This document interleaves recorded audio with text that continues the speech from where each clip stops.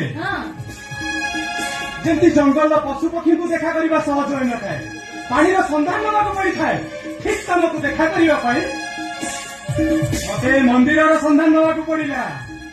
ମତେ କ୍ଷମା କରିବେ ସ୍ୱରାଜ। ଆହୁତି ଦେଖ,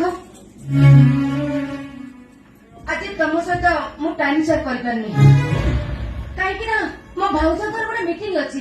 ଟିକେ ଲେଟ୍ ହେଇଗଲେ ସେମାନେ ବିରକ୍ତ ହେବେ। ଆସି ସ୍ୱରାଜ।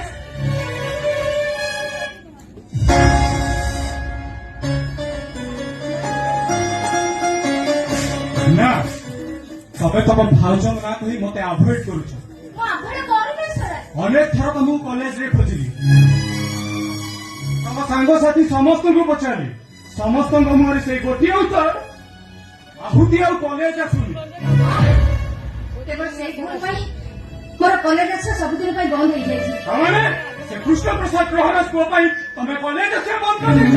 ସେଦିନ ସେ ଇଡିୟଟଟାକୁ ଚପଲ ଲୁଟେଇ ମାରିବାଟା ଉଚିତ କରୁଛି। ନାଇଁ, ତାଙ୍କ ପ୍ରତି ସେମିତି ବ୍ୟବହାର କରିବା ମୋର ଉଚିତ ନୁହଁ। କାହାର ପିଲା ସେ?